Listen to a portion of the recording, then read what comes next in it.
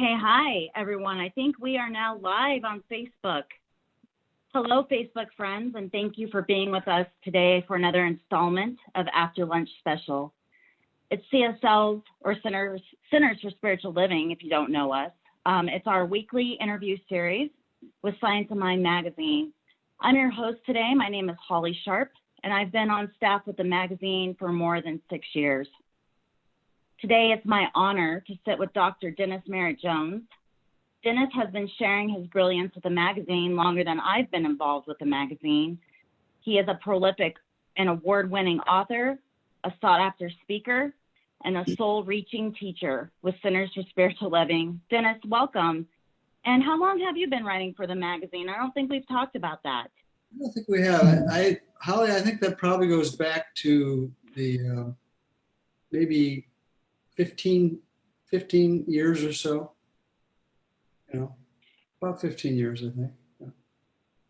Yeah, and I know since I've been here, you have had a feature in the magazine at least 4 times a year. So thank you for your sacred service and sharing your wisdom with our audience. And speaking of, for the September issue, which is appropriately called Facing the Fear, I know that I can sure use some support during this tumultuous time in our world, and I'm sure that our audience can. And in your feature, examining the anatomy of fear, you offer readers 3 steps to transcend their fears. We're talking anything from coronavirus to the U.S. election, the economy. So let's together explore your ideas on rising above those very real concerns for people. All right. Well,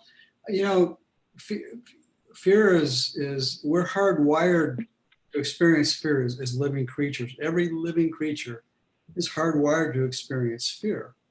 We were, when we were born, we're hardwired to experience fear.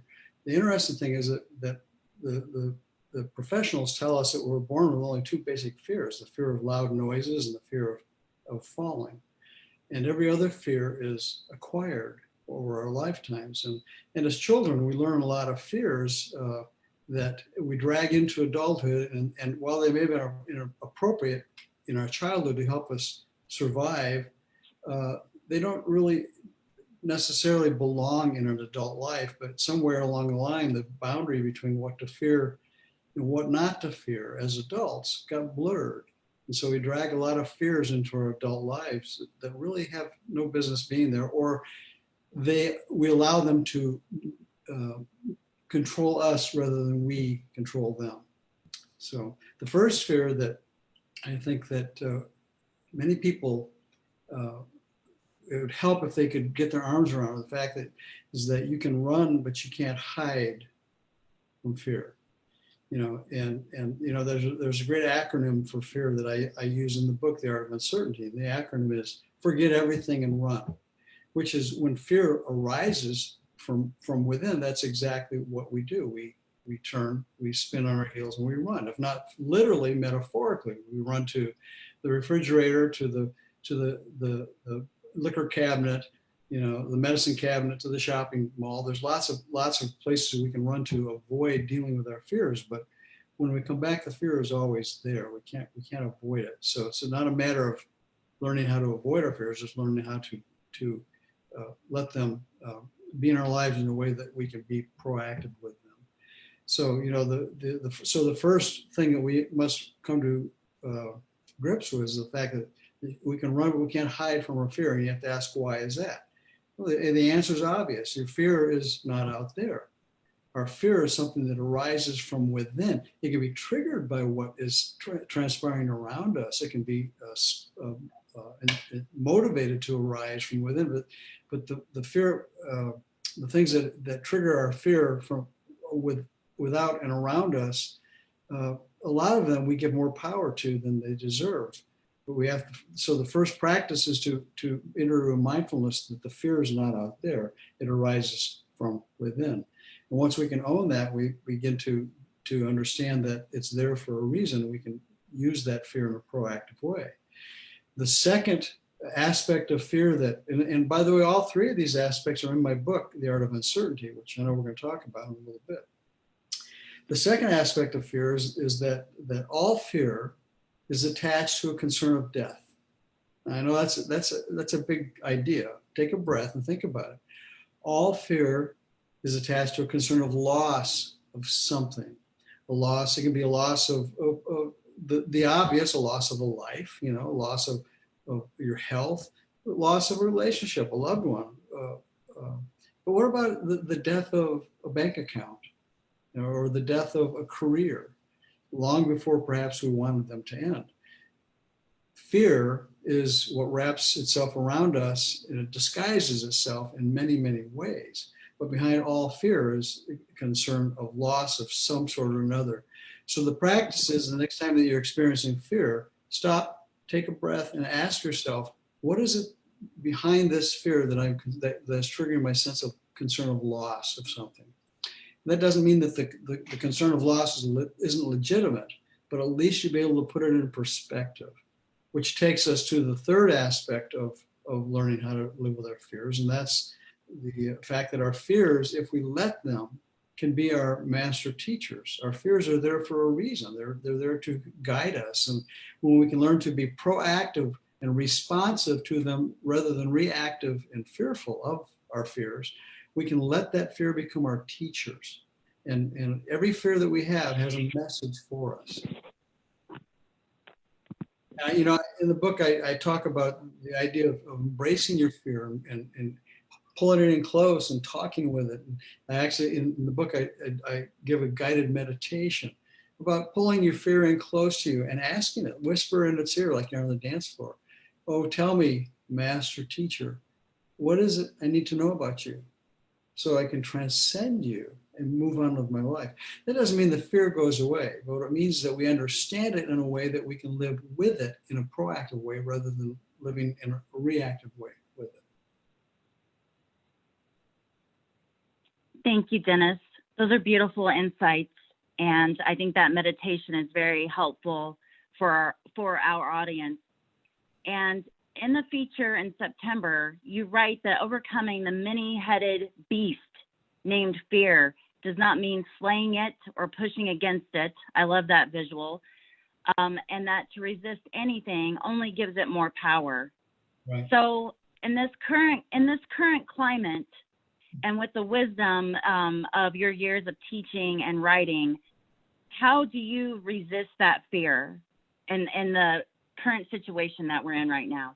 Well, Holly, that's probably the biggest question, the most, where we can drill down and find the richest answers, is that our fears, if we allow them to, if we're willing to embrace them and look at them, we'll see that every fear, when you talk about the many-headed beast, fear can hide behind a lot of different things like worry, resentment, hate, bigotry. There's a lot of different places where fear can hide. And so by being mindful and being aware, this is where I teach emotional awareness in my book and my classes, is that once we become emotionally aware of where that fear lives within us, we can begin to listen to it and allow it to ascend within us in a way that we can communicate with it and learn from it rather than hide from it. Would you recommend journaling about those fears, dedicating 10 to 15 minutes a day to sit with that fear and just face it and feel it and listen to its message? Like, what kind of spiritual practice would you recommend for coping with so many things that are going on in our world today? Just exactly that. And there are, let's face it. You turn on the 6 o'clock news and you don't have to go very, very, very far before that emotion of fear ascends from within and swallows us up. And becoming mindful and aware of what's triggering our fears is the first place to go. And once we become mindful and aware of what's triggering our fears, we can then challenge them. Not that the fears, like I said, they're not going to necessarily go away, but we'll understand them in a way where we can live with them in a proactive way. Journaling is one of the best things you can do. In The Art of Uncertainty, I talk about journaling and having a conversation with your fear. where you invite it to tell you what is there. Why is it there? Talk to me. Tell me why you're in my life. What can I learn from you? And if I'm willing to receive the imprint of that message and learn from it, and the way that I do that is I have them journal with two different colored pens. One pen might be blue and the other pen might be red. So you ask the question from your own self in the blue, and then pick up the red pen and allow that to be the voice of your fear talking to you. And just take notes, write down whatever it says. Don't analyze, don't judge it, don't debate with it, just write it down.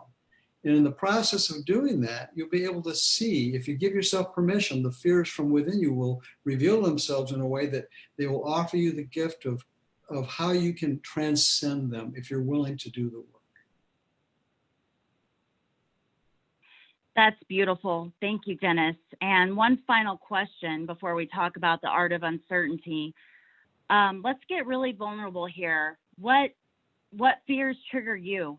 What are you dealing with on a daily basis? Well, with this pandemic, it's an interesting process. I limit myself now to 20 minutes of news on television or internet a day. That's it. Because what I'm aware of is that within me, there still lives some anger. And anger is a form of fear. And what I feel angry about is when I see what's going on in so many areas of the world and so many areas of politics and the way that things are going on in our lives, it's challenging not to get swept up in that. So the minute I can identify that I'm feeling angry about this, and I ask myself, wait, what's behind the anger? Behind the anger is fear. What am I fearful of? I'm fearful of losing a lifestyle or losing family members or losing friends or losing the way it used to be. And I think that's probably everybody on this conversation could agree with me that what's going on right now in the world triggers many, many fears. So how do I deal with it? I limit my exposure to things that I know I have no control over. And one of the things we fear the most is things we don't have, that we want to control things and we can't. So if you can't control something, stop putting it in your face. Take a step back. Yes, stay well informed, but don't obsess about it to a point where it's overwhelming you. Meditate, take class, read. Oh my goodness, read. There's so many great books out there that you can read that will help refocus your energy and your focus of attention. Look at what's going to be life affirming and productive in your life, not what is destructive or going to drain your energies. And put your energy there. Take classes. There's so many wonderful classes going on right now online that you don't have to leave the comfort of your own home to get involved in these classes that will help give you tools to cope with that anxiety that many of us are feeling right now. Many of us are feeling. And there's ways not around it, but through it. And the way we move through it is to be able to identify our feelings and emotions and be discerning of how we allow them to affect us. Thank you, Dennis. And speaking of fantastic opportunities to do something online, learn something new, and enjoy an amazing book, you can spend more time with Dennis during his Art of Uncertainty, the Art of Uncertainty course. It's a 4-week course that begins this Monday, September 14th, through Centers for Spiritual Living. You can register online at shop.csl.org/classes, and it should be right there prominently labeled, so you can just go register online for that. And Dennis, what would you like to say about that course? What can people expect from spending that time with you? I'm so really looking forward to it. I'm actually juiced up about it because I'm preparing materials now, and this is not going to be just a lecture thing where I'm going to be talking at you. It's going to be engagement. It's going to be crossfire. It's going to be an opportunity to connect with other community members and to work through these ideas that I present in my book, The Art of Uncertainty, how to live in the mystery of life and love it. And there's never been a time in our lives, I think in our time, that uncertainty has been more of an issue in our lives, where we have to learn how to dance with it in a way that gives us tools to navigate through it. And that's what this class is about. It's going to be 4 weeks, an hour and a half each week, and it's going to be interactive. It's going to be experiential, not just me talking to you, but us talking to each other, and give you tools and some workshops and ideas to process where in your particular life uncertainty may be a reality in this moment. It's not the same for everybody. It could be, the pandemic. It might be relationships. It might be the economy. It might be a health issue. All these things come into play. There's no area in our lives where uncertainty doesn't play a role. But when we can turn uncertainty into a mystery, we can become enchanted with the mystery and explore it with an open heart and open mind. And that's the purpose of the class. So I sure hope that as many people as watching this will join us for that class. Love to have you on board. Yeah, it sounds like an amazing and unique opportunity to go through these exercises and be in community with people and explore those things that are creeping in. And I love how you say that we can become enchanted with that mystery, with the challenges that we all face, and we can also be together to heal those challenges. So I will put the registration link below this video when we get done with our video. And Dr. Dennis, thank you so much for spending time with us today. My pleasure. Thank you. And Holly, thank you for the great work you're doing at Science Only Magazine. I've worked, I think, probably with 3 or 4 editors in the years that I've been with the magazine, and you do a wonderful job. And I know you're juggling a lot of balls right now, so I really appreciate the skillfulness with which you do that. Science of Mind magazine has really evolved a lot in the last 20 years, and it's been my pleasure and honor to be a contributor to that and to contribute ideas that I think really take science of mind as a teaching to the next level, that people can take it in their lives and do something with it on a daily basis. Absolutely. That's what we're all about, is providing practical tools and to meet people where they're at in their own journeys, so that we can all live the most fulfilling lives that we possibly can and be part of the solutions. So thank you so much for honoring me that way, Dr. Dennis. And I'm knowing a beautiful day for all of us. Yes. Please tune in next Tuesday when Deborah Valentina will be here. And we look forward to seeing you for the next After Lunch special. Blessings to all. Peace.